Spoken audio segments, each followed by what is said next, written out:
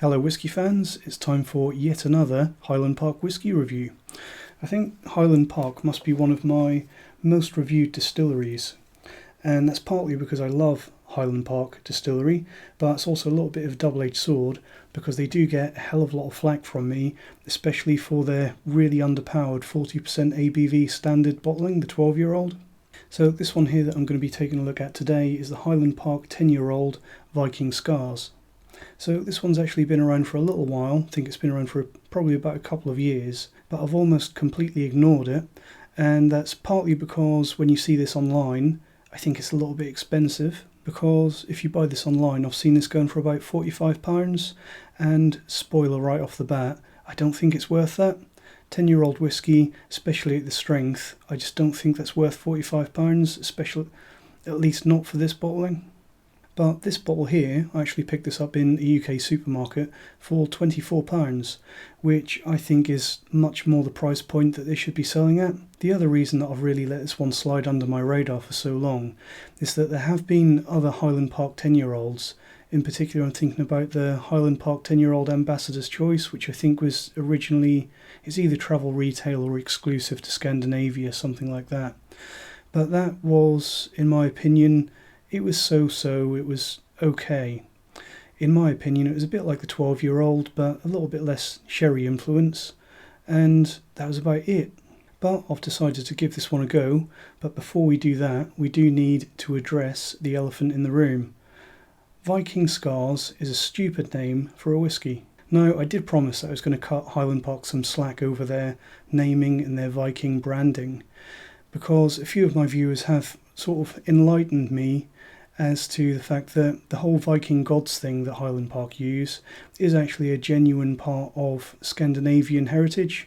And Highland Park on the island of Orkney, they're sort of claiming some of that Viking heritage as their own heritage, which is fine, but still, Scars is a stupid name for a whiskey. Anyway, what do we get for our money when we pay for a Highland Park 10-year-old Viking Scars? So having a look at the box, nice presentation, must be said. All the Viking, sort of Celtic looking sort of decoration. It does work quite well, nice box. In today's day and age, probably would be better if they were selling a £24 whiskey without a box, because I can't see too many people keeping this one long term. Probably not many people want to display it, so really this is just wastage really, isn't it? But anyway, what information have we got here? I guess we really need to go down the order of questions of, is this an integrity bottling? So has it got an age statement? Yep, 10 years old, so it's not only got an age statement, but it's not a young whiskey, so that's a good sign. Is it natural colour? Now this is a little bit of an odd one. I did not expect this to be natural colour when I first picked it up, but if you look on the back on the tasting notes of all places, it does actually say, tasting notes, natural colour, sun-ripened citrus fruits, hint of peppery spice, soft heathery peat. So, natural colour comes under the tasting notes. Does that mean that this whiskey tastes of an absence of colouring? It's a little bit of an odd statement. Maybe it does. I just hope it's not the defining characteristic of this whiskey. So next on the list, is it non-chill filtered?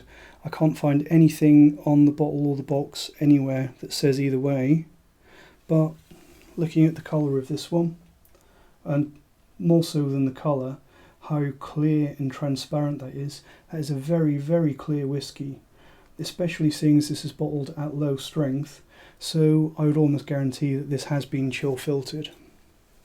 So finally, the last part of, is this an integrity bottling? The ABV. Now, I really wanted this to be at least 43% when I saw it and picked it up, but sadly Highland Park have gone and done it again. They have screwed us over again by giving us a really nice, almost craft-made whiskey, packed full of flavour, the way that Highland Park always do, and then bottled it at the minimum strength of 40% ABV.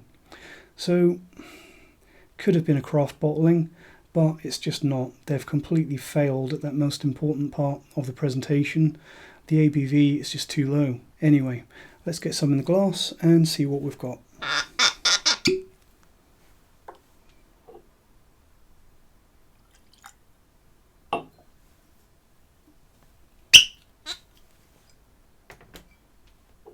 So, Highland Park 10-year-old. I'm not going to keep calling it Viking Scars because that's just a bit silly. Highland Park 10-year-old on the nose.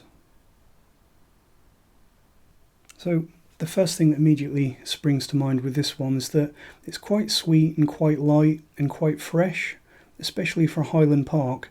It seems like there is less sherry influence on this one, less than the 12-year-old. Now, Highland Park do tell us that this whisky is matured predominantly, whatever that means, in American oak and European oak that has been seasoned with sherry. But to my nose and to my taste, I'm not picking up a huge amount of sherry on this one. It seems to me like it's your fairly stereotypical, mostly bourbon oak matured Scotch whisky with a little bit of sherry thrown in there just to round things off and give it a little extra dimension. Another thing that I'm sure everyone's going to be wondering is there any peat on this one? And I would say that yes, there is, but it's a rather light and warm, spicy peat.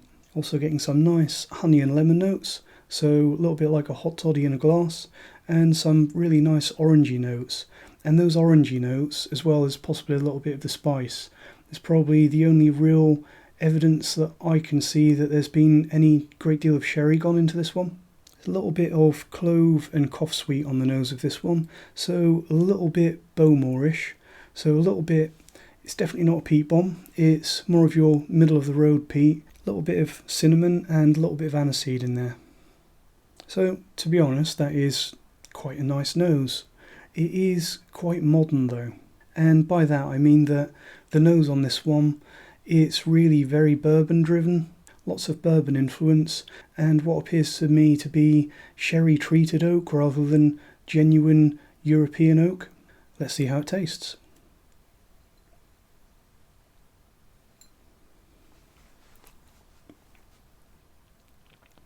So on the palate, the first and probably most important thing when you're tasting a 40% ABV Highland Park, it is a little bit watery. But it's probably not as underpowered as the 12-year-old, and to be honest, it's not as much of a problem as I expected. On the palate, I'm getting lots of really nice sweet honey and lemon, moving on to some sort of cough sweet notes, and a little bit of light wood spice. The peat is definitely there on the palate, but again, it's a rather spicy, clove, warming, mainland style of peat. It's definitely not ashy or smoky, and to be honest, it's not, to any Isla fans out there, it's not really heavily peaty in the way that most people will recognise peat. It's going to have a little bit more.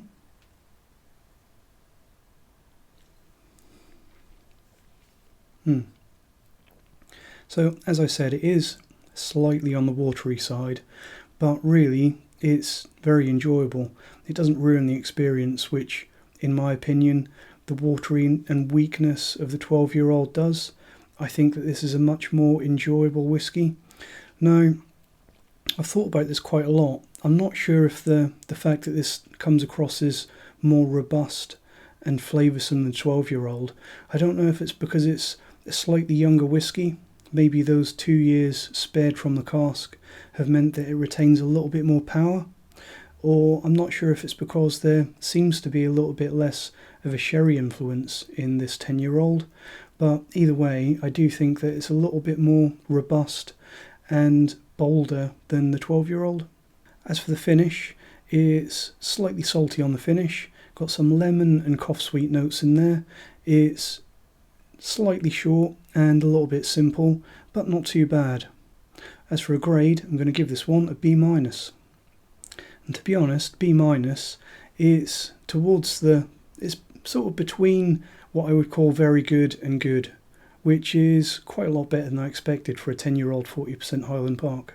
As I said, this one is a little bit weak, but it's enough. Especially if you can get it for a good price, it really reminds you for a very affordable price of everything that's great about Highland Park. And me personally, I would have no problem buying this at a good price, or the Dragon Legend, or the newish cask strength Highland Park over the 12-year-old is my standard go-to expression from this distillery. In my opinion, it's a nice little whisky and it's well worth a try. Cheers.